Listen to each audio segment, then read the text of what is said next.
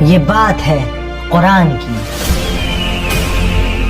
یہ بات ہے اس انسان کی جس نے رسول اللہ کا دل توڑ کر رکھ دیا۔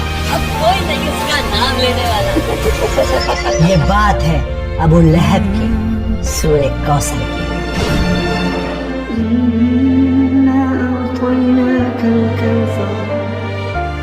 اکثر ہم لوگ اپنی نمازوں میں سورہ کوثر کو ریسائٹ کرتے ہیں، پر افسوس ہم میں سے کتنے ہیں جو اس کا مطلب جانتے ہیں؟ کیا ہے کوثر؟ کیوں اللہ تعالیٰ نے اسے نازل کیا؟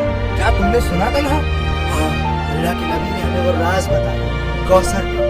سبحان اللہ۔ اور سب سے ضروری بات، سورہ کوثر کا آج ہماری زندگی میں کیا ریلیونس ہے، جانیں گے اس ویڈیو میں۔ بسم اللہ الرحمن إنا أعطيناك الكوثر فصل لربك وانحر إن شانئك هو الأبتر۔ سورہ کوثر قرآن کی سب سے چھوٹی سورت ہے۔ قرآن کی بہت ساری خوبصورت باتوں میں سے ایک خوبصورت بات یہ ہے کہ ہر آیت کے پیچھے، ہر سورت کے نازل ہونے کے پیچھے ایک کہانی ہے، ایک سچی کہانی، اور ایسا ہی ایک دل دہلا دینے والا، دل کو چیر کر رکھ دینے والا واقعہ ہے سورہ کوثر کے نازل ہونے کے پیچھے۔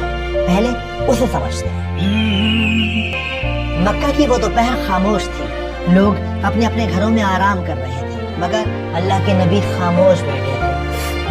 اندر سے دبی دبی سسکیوں کی آوازیں مٹی کی دیواروں سے ٹکرا کر واپس آ رہی تھیں۔ ان کے بیٹے عبداللہ اللہ کو پیارے ہو گئے تھے۔ وہ ننھا سا جسم جو کل تک ان کے سینے سے لگ کر سانس لیتا تھا، اب مٹی کی گود میں۔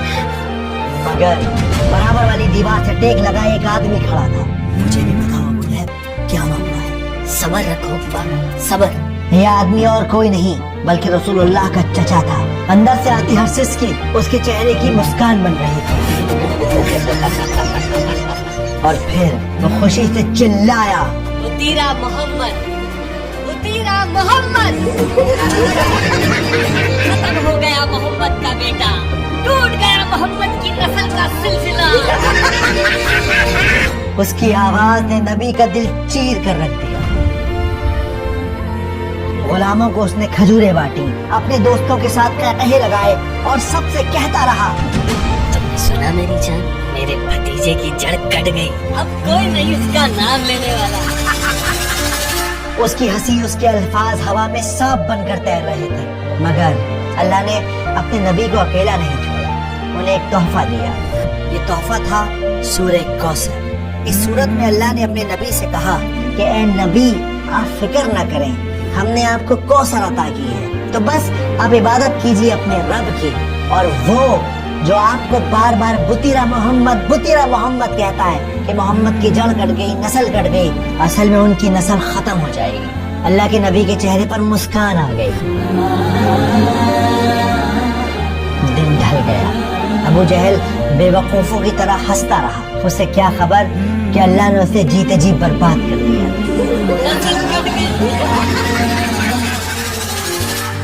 تو میرا خیال ہے کہ ابھی اس لمحے اب اس بات کو اپنے دل میں اتار لیجئے کہ سورہ کوثر کو آپ اس لیے ریسائٹ مت کیجیے کہ وہ چھوٹی سورت ہے، بلکہ آپ اس لیے ریسائٹ کیجیے کہ اللہ تعالیٰ نے وہ ایک تحفے کے طور پہ ہمارے نبی صلی اللہ علیہ وآلہ وسلم کو دی ہے، تاکہ انہیں یہ احساس دلایا جا سکے کہ ان کا اسٹیٹس اتنا ہائی ہے، ان کا مقام اتنا اونچا ہے کہ اللہ سبحانہ و تعالیٰ خود انہیں تسلی دے رہے ہیں، ان کو کنسول کر رہے ہیں۔ ابو اروا، سنا تم نے؟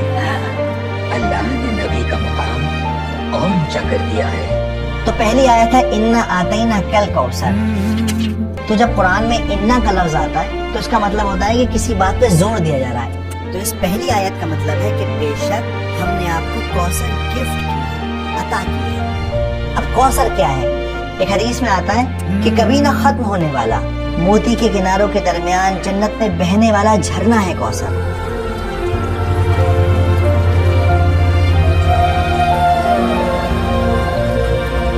جس کا پانی برف سے ٹھنڈا ہے، جس کا پانی شہد سے میٹھا ہے، اور جس کا پانی دودھ سے زیادہ سفید ہے، وہ ہے کوثر۔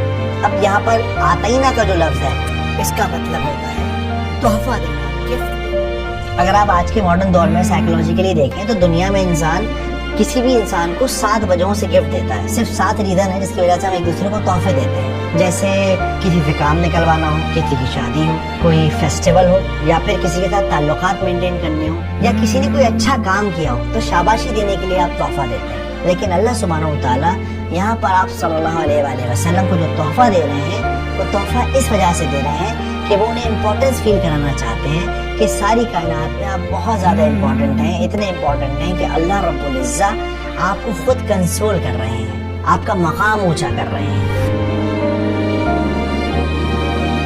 कौसर जन्नत का झरना तो है, इसके अलावा और क्या तोहफे दिए हैं अल्लाह ने? अल्लाह सुब्हानहू व तआला ने हमारे नबी को कुरान दिया है जो हमेशा रहने वाला है और आज भी हमारे साथ और हमेशा रहेगा। इसके अलावा और क्या तोहफे दिए हैं अल्लाह ने? और सबसे बड़ा तोहफा ये है, अल्लाह ने अपने नबी का नाम ता क़यामत जिंदा रखा है, अपने नाम के साथ जोड़ दिया है नबी का नाम। इसके अलावा उन्हें बेटियां दी हैं। बार बार अबू लहब कह रहा था कि बुतीरा मोहम्मद, कोई लड़का नहीं है उनका, क्या नाम चलेगा उनका। लेकिन आप देखें आज भी हम अपनी बच्चियों के नाम आप सल्लल्लाहु अलैहि वसल्लम की बेटियों के नाम पर रखते हैं, आज भी उन्हें याद करते हैं। इसके अलावा अल्लाह सुब्हानहू व तआला ने आप सल्लल्लाहु अलैहि वसल्लम को सहाबियों को तोहफा दिया जो उनके साथ खड़े थे, जिन्होंने अपने जिस्मों पे चोट खाई सिर्फ इसलिए क्योंकि इस्लाम हक की राह थी, क्योंकि नबी का पैगाम था। तो इन्ना आतेना कल कौसर। अगली आयत फसल्लि लिरब्बिका वन्हर। तो अब जब हमने आपको तोहफा दे दिया है तो आपको क्या करना चाहिए? आपको चाहिए कि अपने रब की इबादत करें और कुर्बानी करें। देखो जनरली दुनिया में 2 तरह की इबादत होती है, एक होती है प्राइवेट इबादत, एक होती है पब्लिक इबादत। प्राइवेट इबादत क्या है? नमाज पढ़ना, तहज्जुद पढ़ना। पब्लिक इबादत क्या है?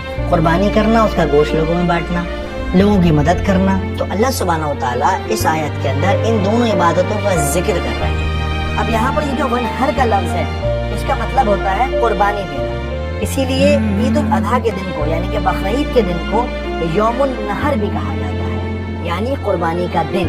तो फसल्लि लिरब्बिका वन्हर, इबादत कीजिए और कुर्बानी कीजिए। और तीसरी आयत है इन्ना शानियका हुवल अब्तर। स्कॉलर कहते हैं कि जो शानिया का जो लफ्ज है, शानिया उसका मतलब होता है दुश्मनी, लेकिन ऐसी दुश्मनी कि इंसान उसके अंदर अपनी अकल खो दे, उसका दिमाग काम करना बंद कर जाए। अब आप नोट करिए, अल्लाह के रसूल के घर में एक इंतकाल हो गया है, लेकिन ये अबू लहब ये मजाक उड़ा रहा है, मिठाइयाँ बांट रहा है, उसकी अकल ने काम करना बिल्कुल बंद कर दिया। एक इंसान की जो बेसिक ह्यूमैनिटी होती है उसकी अकल काम नहीं कर रही। इसकी आज के दौर में मिसाल है जो इजराइल कर रहा है, छोटे छोटे बच्चों को मारना, बूढ़ों को मारना, लोग खाना लेने आ रहे हैं उन्हें खत्म कर देना। तो ये शानिया वाली नफरत है, ऐसी नफरत है जिसमें इंसान का दिमाग काम नहीं करता, वो अपने गुरूर, अपने जुनून, अपने ईगो में रहता है। तो अल्लाह ताला क्या कहते हैं? इन्ना शानिया हुवल अब्तर। और ये लोग जो आपको कहते थे कि आप अब्तर हो जाएंगे, आपका नाम नहीं चलेगा, कोई आपको नहीं पूछेगा, वो खुद अब्तर हो गए। वो जिसकी जड़ कट गई, जिसकी नस्ल खत्म हो गई, जो बर्बाद हो गया, जिसको कोई पूछने वाला नहीं है। और जो इस बात का सबूत है कि रसूलुल्लाह को सारी दुनिया जानती है और अबू लहब को हम लोग जानते हैं, लेकिन लानत के साथ उसका नाम है।